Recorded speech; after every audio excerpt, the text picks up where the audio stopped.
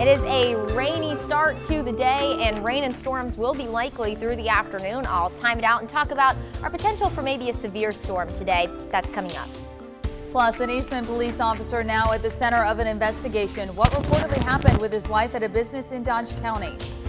And Election Day is almost here, and this morning we're taking a closer look at what is on the ballot in Wilcox County. Find out what the school district plans to do if voters approve the education OLOST. We are putting some yay in your day, so make sure you stay with us. I'm going to have the full story coming up in just a few minutes. Oh, good morning, everyone. Well, good Thursday morning. Today is October the 28th. You go ahead, Caitlin. It's all you, Wanya. You take it away, sir. Well, good Thursday morning. Today is October 28th. The time is now 6:32 a.m. Thank you so much for joining us. We're hoping that we're putting a little bit of yay in your Thursday. We're live right now at the UPS facility out here in Unadilla, and we are going to introduce you to a phenomenal UPS driver. That story is going to be coming up around 6:45 a.m. So, Caitlin, it is off to you. I do apologize. Oh, no. Love to see it. I'm so excited for this series, Wanya, and I am so glad that you are putting some yay in everybody's day today because the forecast is trying to steal our joy a little bit today, Courtney. That's right. Yeah, definitely a dreary and rainy start to the morning. And just be sure you're driving extra carefully. We already have a reported accident that's on Hauser's Mill and 96 in Houston County that is apparently blocking all lanes. I know that's probably a popular commute spot, especially heading out to 75. So if that's where your drive takes you, just know that there's going to be some delays there. Be sure that you give yourself a few extra minutes. You can see some heavier rain starting to push into Upson, Taylor, and Crawford County. Also parts of Crispin, Dooley, and Wilcox County. Some light rain rolling all along 75 and in parts of Washington, Lawrence, and Johnson County. So pretty much most of us are dealing with some sort of rain, whether it's heavy or light for the start of the day. All part of this very large weather system that's going to bring us a few things today. A breeze, which is already starting to pick up. You can see wind speeds upwards of 12 in Upson County. Could see gusts 25, maybe even upwards of 30 through the late morning into the early afternoon. We'll also watch for maybe an isolated strong to severe storm through the late morning and early afternoon. I'm going to time everything out for you. That's in just a few minutes. Thank you, Courtney. An Eastman police officer is now getting a second look after a report that he fought with his wife at a business. Georgia Bureau of Investigation spokeswoman Nellie Miles says the agency is looking into Officer Javier Cruz after a domestic report. It comes at the request of Eastman Police. Miles says investigators have not arrested the officer. It happened Tuesday morning at Dodge Nutrition on College Street. Miles says Cruz's wife wasn't hurt and the officer was off duty at the time. Neither Miles nor Eastman Police Chief Becky Sheffield would comment on Cruz's job status. And this morning, we're working to learn more about a Lake Sinclair boating accident that left a Baldwin County man dead on his 80th birthday. Deputy Coroner Ken Garland says it happened around 1:15 yesterday afternoon near the Baldwin County Airport. He says George Harper sat in his boat fishing when another boat hit him.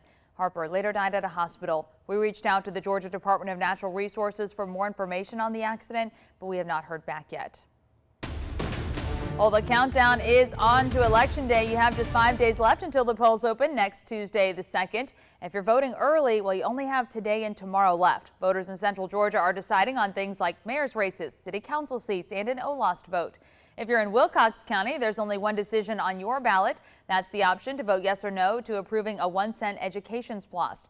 Now, with the previous OLOST, Superintendent Julie Childers says the district was able to build its new pre-K through 12 school. If the majority votes yes come Election Day, Childers says the school district plans to finish up a road that connects the schools, add a competition track, and build a livestock barn. And in the International City, voters will decide their next leader. Current Mayor Randy Toms is running for a third term in Warner Robins. He faces challengers LaRonda Patrick and Stephen Boyer. Tonight, you can get another chance to hear from these candidates before you cast your vote.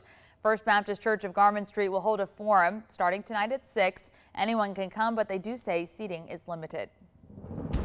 Turning now to headlines from across the state, the end of jury selection could be in sight for the trial of 3 men accused in the Ahmaud Arbery case. A defense attorney told our station in Jacksonville, Florida, that they are hoping that by the end of this week to get to the qualified 64 jurors needed to begin their final selection.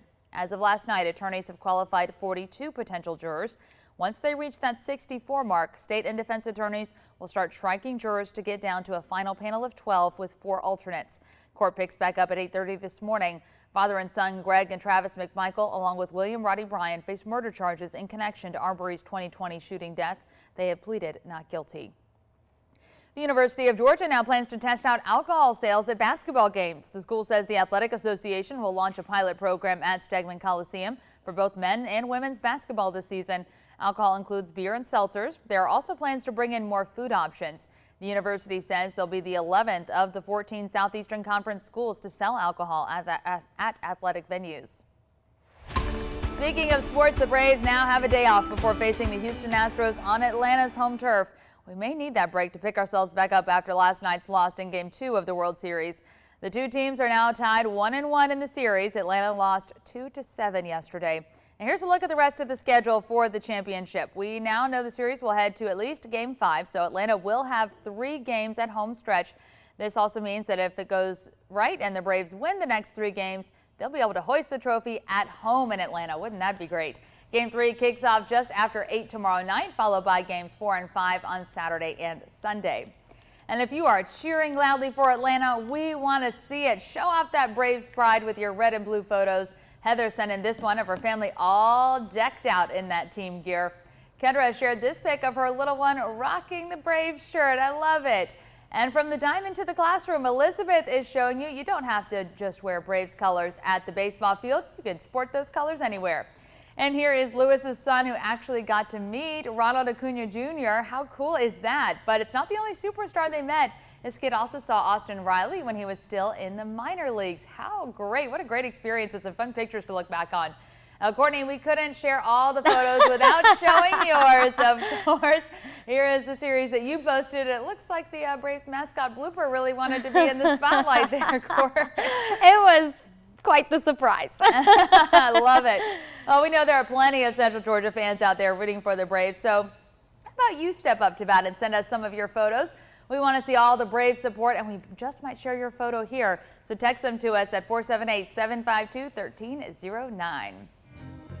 Well, the game last night might have been a Debbie Downer, but we are about to put the pep back in your step with a new series kicking off today. So let's take it back out to Wanye, who joins us live from UPS in Dooley County to showcase our new Yay in Your Day series. So Wanye, I hear the first person you talked is delivering plenty of smiles.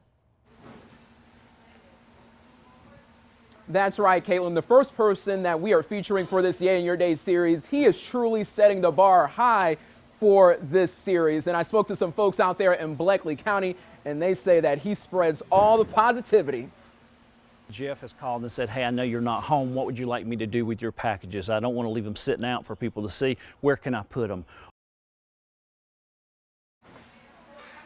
He is talking about driver Jeff Barron, who puts Yay in people's day every day. Barron is the first person in a series of people I will be highlighting all this month. So I want you to stick around for his story. And he is right here. He got up bright and early because he wanted to talk to the folks of Central Georgia Live. So make sure you stay with us. That story is going to be coming up around 6:45 a.m. So Caitlin and Courtney, he's a stand-up guy. He braved the rain and everything just to be here on 13. We love him already. That's right. Yes, we do. That is dedication. And all of those drivers. Oh, I know it. Rain, sleet. Well, I don't get a lot of snow, but if we did, they would drive in it to make sure people got their packages. That's right. Yeah, they are hard working. That's for sure. We should have got him a blizzard too. Just, you know. Send it down to Dooley County. That's all right. You know, I was thinking about it and I was like, someone had responded. I'd put the blizzard on my Instagram and someone said ice cream at 6 a.m. I'm like, you know, adulting is hard. Right. But one of the things about adulting that isn't hard is that you can finally have ice cream for breakfast. You can make your own rules. And it's Miracle Treat Day, which is why we have the blizzard. Right. We didn't just randomly eat ice cream. So if you buy a blizzard today, $1 goes to help the Children's Miracle Network hospitals. So it's for a good cause. Yeah, we're going to put some yay in a lot of people's day with that, you know, but very much looking forward to that story that's going to come up after my forecast here. So be sure you stick with us. You are going to want to hear the story Wanye has for you. It's wonderful. Really looking forward to that series. It's going to be so much fun. Y'all already know all the energy that Wanye brings. Just imagine that times 10 with this series. It's going to be fun. All right, everybody, the weather. Not so fun. Very rainy. I would try and name off all the counties experiencing rain this morning, but there quite frankly are too many. It is a very rainy morning out there. I mentioned at the top of the show, we do have an accident reported on Hauser's Mill and 96 in Houston County that's blocking all lanes.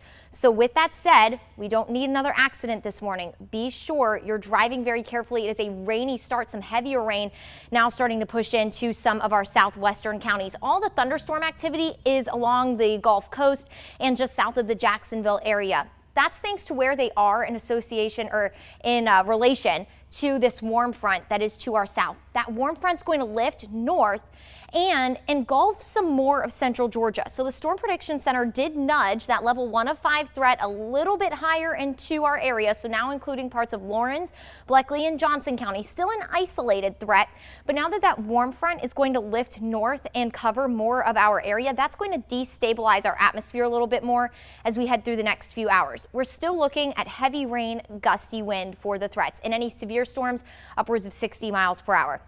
So as we go through the morning, it's going to be rainy. Again, cannot stress enough. Give yourself some extra time this morning and pack the umbrella or the raincoat, especially all you students who are about to go wait at the bus stop this morning. As we head through the next few hours into the late morning, we'll look ahead to more of a scattered shower chance rather than that steady rain we're experiencing right now.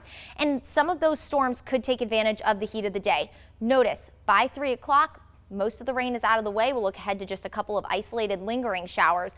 Not only is it going to be rainy though, it's going to be very windy. Wind gusts 20 to 25, maybe isolated gusts higher as we head through the late morning into the early afternoon. That's when we'll experience our windiest conditions for the day. But notice even into tomorrow, it's going to be breezy. Pair that with cool temperatures and also some lingering rain that's going to wrap around this weather system tomorrow. It's going to be a little bit of a dreary end to your work week. Expect light rain, partly to mostly cloudy skies, a breeze, and temperatures only near 60. So be sure you're prepared for that tomorrow. We'll stay just about the same for Saturday. Unfortunately, a bit of a dreary start to the weekend. More sunshine and 70s for Sunday. We'll stay dry Monday through Wednesday of next work week.